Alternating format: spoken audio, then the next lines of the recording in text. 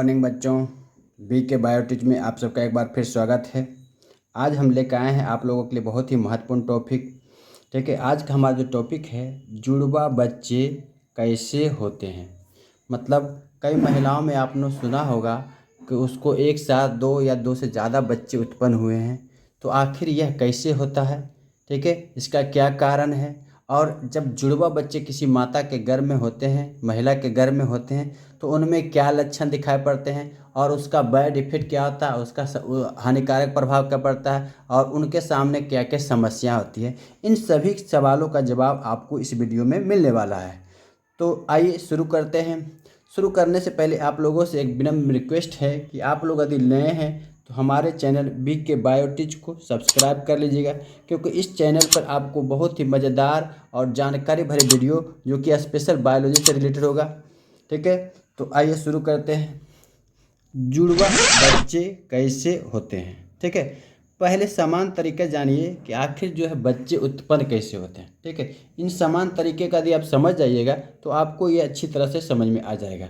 समान तरीके क्या होता है कि एक प्रक्रिया होती है मादाओं में, उस प्रक्रिया को बोला जाता है निषेचन, फर्टिलाइजेशन। अर्थात नर युग्मक शुक्राणु तथा मादा युग्मक अंडाणु के मिलने की प्रक्रिया को निषेचन कहा जाता है। ठीक है, नर युग्मक शुक्राणु तथा मादा युग्मक अंडाणु के मिलने की प्रक्रिया को निषेचन कहा जाता है। अब यह प्रक्रिया जब पूरा होते हैं तभी आगे प्रक्रिया जो है बच्चे उत्पन्न या बच्चे का निर्माण होने की प्रक्रिया होती है। ठीक है, तो यहाँ पे आपको एक वर्ड नया आया होगा, शुक्राणु और अंडाणु क्या होता है। कुछ बच्चे जानते होंगे, कुछ बच्चे नहीं जानते होंगे।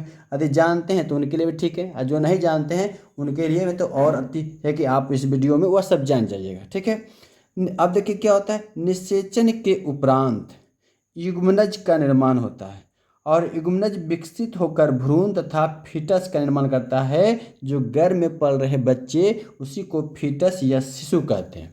ठीक है, अब देखिए थोड़ा सा आपको पीछे ले चलते हैं।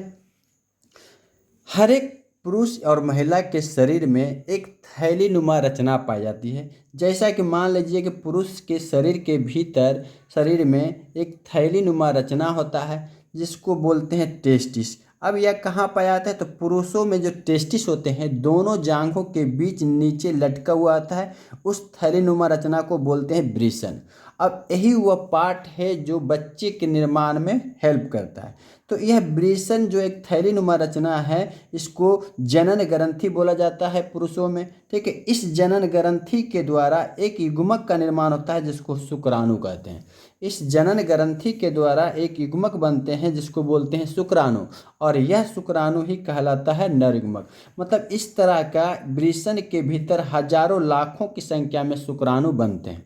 ठीक है, ये किस में बनते हैं, तो यह पुरुषों में बनता है। ठीक उसी प्रकार महिलाओं के शरीर में, ठीक है, एक थैलीनुमा रचना होता है जिसे अंडाशय कहते हैं।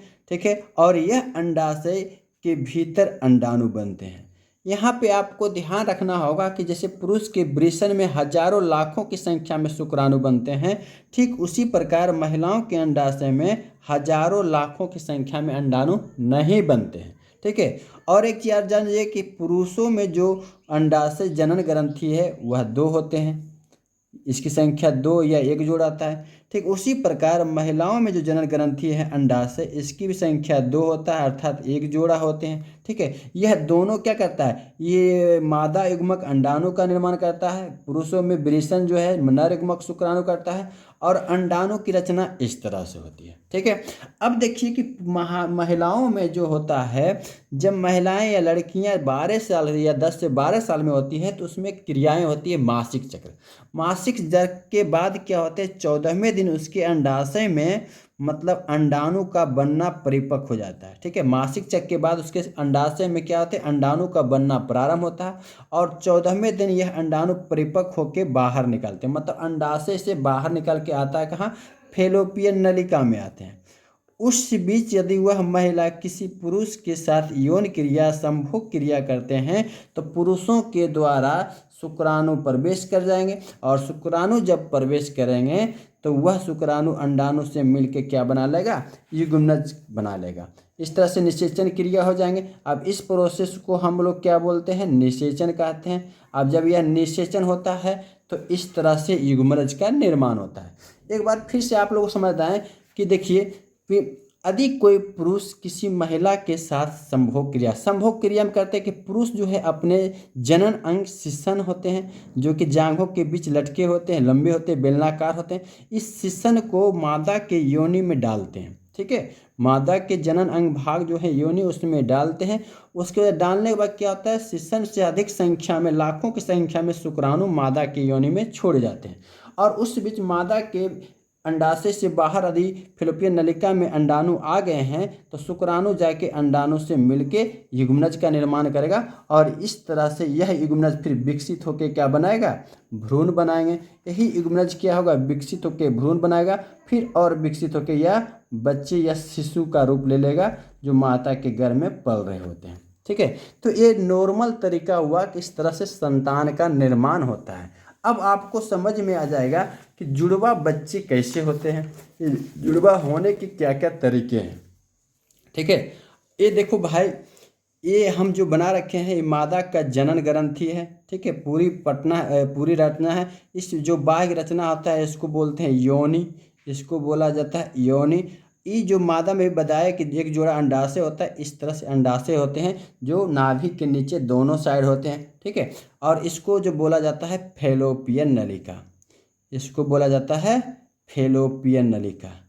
ठीक है, अब देखिए बताया कि अभी महिलाओं में जब मासिक चक्र क्रिया होती है तो उसके अंडाशय से अंडाणु बनते हैं, उसके अंडाशय से अंडाणु बनते हैं। ठीक है, तो अंडाणु जब बनेंगे तो परिपक्व हो जाएगा तो 14वें दिन के बाद क्या होगा, यहाँ से यह निकल के इस तरह से यहाँ पे बीट करेंगे। ठीक है, यदि इस अंडाणु से निकला तो यहाँ पे बीट करेंगे। ठीक है, तो इस तरह से क्या होता है कि कभी कभी कई महिलाओं में, खासकर वैसी महिलाएं जिसकी उम्र 30 वर्ष से ज़्यादा है, 30 वर्ष से ज़्यादा है, उन महिलाओं में कई बार ज़्यादा तक जुड़वा बच्चे जो होते हैं 30 वर्ष से ज़्यादा उम्र वाले के महिलाओं को होता है, क्योंकि वह स्वस्थ महिला और वह स्वस्थ महिला होती है, तभी ऐसा होता है। ठीक है, तो होता है क्या, उन महिलाओं में कभी कभी देखा जाता है कि दोनों अंडाशय से एक एक अंडाणु एक ही महीना बन के परिपक्व होकर बाहर निकले। मान ले इस अंडाशय से निकला, यहाँ पे परिपक्व होकर बाहर आया, इस अंडाशय से निकला, यहाँ पे परिपक्व होकर बाहर आया। अब उसी बीच यदि यह महिला किसी पुरुष से संभोग क्रिया करेगी तो पुरुष जब संभोग क्रिया करेगा तो महिला के इस पार्ट से क्या करेगा, पुरुष अपना शिशन को प्रवेश कराएगा। ठीक है, और जब प्रवेश कराएंगे तो पुरुष के द्वारा अधिक संख्या में शुक्राणु को छोड़ेंगे कहाँ पे, यहाँ पे। अब यहाँ पे शुक्राणु आएगा लाखों की संख्या में, तो यह शुक्राणु क्या होगा, मूव यहाँ से मूव करते करते इस अंडा से मिलेंगे, कुछ शुक्राणु इस अंडा से मिल जाएंगे। तो इस तरह से दोनों अंडाशय से कई 2 शुक्राणु मिलेंगे, तो इस तरह से 2 भ्रूण बनेगा, 2 युग्मज बनेंगे। ठीक है, अब इस तरह से 2 युग्मज जब निषेचन क्रिया होता है तो फिर पुनः यह क्या होता है, गर्भाशय में आके इस तरह से सिमट जाते हैं इसकी दीवार से, और इसमें क्या होता है, 2 भ्रूण हो जाता है। ठीक है, इस तरह से 2 बच्चे बनते हैं। ठीक है, और एक चीज ध्यान रखिएगा यहाँ पे कि इस तरह से जो 2 बच्चे बने, 2 अलग अलग अंडाणु और अलग अलग शुक्राणु से, इनमें जो गर्भ में बच्चा रहेगा या तो ये बॉयज भी हो सकता है या तो ये गर्ल हो सकता है, या दोनों बॉयज हो सकते हैं या दोनों गर्ल भी हो सकते हैं, या दोनों अलग अलग भी हो सकता है। ठीक है, अब देखिए यही चीज लिखे हुए हैं कि कभी कभी महिलाओं के दोनों अंडाशय से एक एक अंडाणु बनते हैं और परिपक्व होकर फैलोपियन नलिका में आते हैं, जो कि जैसा कि अभी हम बताएं कि दोनों अंडाशय से एक एक अंडाणु बनते हैं और परिपक्व होकर फैलोपियन नलिका में आते हैं। इस बीच शुक्राणु आने के बाद 2 शुक्राणु अंडाणु से मिलकर 2 नए युग्मनज का निर्माण करते हैं और 2 नए भ्रूण बनते हैं, और यही भ्रूण क्या कहलाता है, जुड़वा बच्चे कहलाते हैं। लेकिन यहाँ पे ध्यान रखिए कि 2 अलग अलग अंडाणु और 2 अलग अलग शुक्राणु से बने हैं, तो यह दोनों बच्चे होंगे, दोनों का शक्ल अकल सब अलग अलग होगा, एक जैसा नहीं होगा। अब आप पूछिएगा कि बहुत सारे बच्चे देखे दोनों एक होता है, या तो दोनों बॉयज होते हैं या दोनों गर्ल होते हैं। हाँ बिल्कुल होता है, लेकिन यहाँ इस प्रोसेस में दोनों अलग होंगे। अब दोनों सेम कैसे होते हैं, आइडेंटिकल ट्विंस कैसे होते हैं, इसका भी बता रहा हूँ। आइडेंटिकल ट्विंस मतलब होता है कि जैसे मान लें एक ही अंडाणु से एक अंडाणु निकला। ठीक है, यहाँ तो 2 बता दिए, उस तरह से नहीं होते हैं, मतलब एक अंडाणु निकला फैलोपियन नलिका से। ठीक है। और इस बीच शुक्राणु आया तो एक ही शुक्राणु से मिले, और यह जब शुक्राणु मिलने के बाद क्या होता है, युग्मनज बनते हैं। ठीक है, युग्मनज बनने के बाद जब गर्भाशय में स्थापित होते हैं, ठीक है, तो उस दौरान इसमें कोशिका विभाजन होता है। 1 से 2, 4, 8, 10 इस तरह से बहुत तेजी से कोशिका विभाजन होता है। किसमें? युग्मनज में। ठीक है, जब एक से अधिक कोशिका बनते हैं, उसी बीच महिलाएं किसी कारण से कोई काम करती है, उस पर दबाव पड़ता है, तो वह सेल क्या होता है, टूट के डिवाइड हो जाता है। और यदि पूर्ण रूप से वह टूट के डिवाइड हो गया तो 2 नए बच्चे बन जाते हैं, 2 नए भ्रूण बन जाते हैं, और दोनों सेम होंगे, या तो दोनों बॉयज होंगे या तो दोनों गर्ल होंगे, जो कि आइडेंटिकल ट्विंस होकर एक दूसरे को पहचानना मुश्किल होगा। तो ऐसी स्थिति में जो जुड़वा बनते हैं, मतलब एक ही भ्रूण से, एक ही अंडाशय से, एक ही शुक्राणु से डिवाइड होके 2 गो बन गया, तो वह भी जुड़वा कहलाते हैं। ठीक है, लेकिन यह जो जुड़वा होंगे यह बिल्कुल एक जैसे होंगे, इसमें कोई अंतर नहीं होगा। ठीक है, एक प्रक्रिया होता है। कई बार देखा होगा कुछ महिलाओं या कुछ बच्चे पैदा हुए कि मुंह, सर एक और पैर 2, कुछ महिलाओं में देखेंगे कि सिर एक, सिर 2 और पैर 1। ठीक है, तो उसका यही कारण होता है, जैसे ही मान लिया युग्मनज बना, तो ये जब टूट के अलग हुए, तो मान लिया जो अधूरा भाग यह टूट के अलग हुआ, ठीक है, तो इस तरह से बन जाएंगे। आधा आधे टूट के अलग हुए तो आधा अलग हो जाएंगे। मतलब जब टूट के अलग होते हैं तो जो जो पार्ट अलग हुए पूरा अलग हो गए तो 2 जीव बन जाएंगे, लेकिन अधूरा टूट के अलग हुआ तो कुछ पार्ट उसका इनबिल्ट रह जाएगा और कुछ पार्ट क्या हो जाएगा, उसके अलग अलग हो जाएंगे। इसलिए वैसे बच्चों में देखेंगे कि माथा 2 और पैर हाथ 1। ठीक है, कुछ बच्चे में देखेंगे पैर माथा 1 पैर हाथ 2। यही कारण है कि वह पूर्ण रूप से टूट नहीं, डिवाइड नहीं हो पाया, जिसके कारण यह जो है अधूरा दबाव पड़ने से हुआ। तो इस तरह से जुड़वा बच्चे होते हैं। आई होप आप लोग को समझ में आएगा। कुछ महिलाएं, इसके अलावा कुछ और तरीके हैं। कुछ महिलाएं या दंपति जुड़वा बच्चे चाहते हैं। कुछ महिलाएं चाहते हैं कि एक ही बार में जुड़वा बच्चे हो जाए, तो कि बार बार बच्चे पैदा करने की समस्या खत्म हो जाए। तो ऐसी स्थिति में उन महिला एक फॉलिकल उत्तेजक दवाइयाँ का प्रयोग करती है। मतलब यह एक ऐसा दवाई होता है जो अंडाणु को अधिक से अधिक प्रेरित करता है कि अधिक से अधिक अंडाणु बनाए, मतलब अंडाशय अधिक से अधिक अंडाणु का निर्माण करे। जब यह दवाइयाँ का सेवन करती है तो 1 से ज़्यादा अंडाणु बनते हैं। इससे भी कई बन सकते हैं, इससे बन सकते हैं, मतलब 2 से ज़्यादा अंडाणु का निर्माण होता है। ठीक है, और उस जब 2 से ज़्यादा अंडाणु बन जाएंगे तो वह जब पुरुषों के साथ संभोग करेंगे तो उसमें अधिक शुक्राणु तो होता ही, तो कई अंडाणु से मिलेंगे, तो जितने अंडाणु से मिलेंगे उतने शिशु का, उतने युग्मनज बनेगा, उतने भ्रूण हुए। तो ऐसी स्थिति में 2 से ज़्यादा बच्चे भी एक साथ में हो सकते हैं। ठीक है, या तो इस तरह से होते हैं, या तो दवाइयाँ खाती, या 2 से ज़्यादा अंडाणु का परिपक्व होना ही 2 से ज़्यादा भ्रूण का बनना और 2 से ज़्यादा शिशु का निर्माण होना। तो ये सारे ऐसे सिचुएशन हैं जिसमें बच्चे घर में 2 से ज़्यादा जुड़वा या 2 से अधिक बच्चे पैदा होते हैं। ठीक है, और देखिए कभी कभी गर्भावस्था के प्रारंभ में युग्मनज विभाजित के समय टूटकर 2 भागों में बट जाते हैं। जो कि पता है कि जब एक बार निषेचन हुआ, उसी में दबाव पड़ने से उसमें विभाजन होकर 2 से ज़्यादा बच्चे बन जाते हैं। तो ये सारे जो तरीके था वह जुड़वा बच्चे को होने के। आप लोग अभी तक मेरे चैनल को सब्सक्राइब नहीं किए हैं तो सब्सक्राइब कर लीजिए और बेल आइकन को दबा दीजिए और अपने दोस्तों में शेयर कीजिए। अब देखते हैं, अधिक मान लें किसी महिलाओं के शरीर में जुड़वा बच्चे हैं तो उनमें किस प्रकार के लक्षण पाए जाते हैं, उनके बारे में जाने। तो जुड़वा गर्भावस्था में महिलाओं में निम्न प्रकार के लक्षण पाए जाते हैं। सबसे पहला, गर्भाशय का आकार तेजी से बढ़ने लगता है। जो जुड़वा गर्भ धारण करने वाली महिला है या जिसके शरीर में जुड़वा बच्चे हैं तो उसके गर्भाशय का आकार बहुत तेजी से क्या होगा, बढ़ेगा, डेवलप होगा। और जब बच्चे का आकार बढ़ेगा तो माताओं का या महिलाओं का शरीर का आकार भी, वजन क्या होगा, तेजी से बढ़ने जाता है, शरीर का भी बढ़।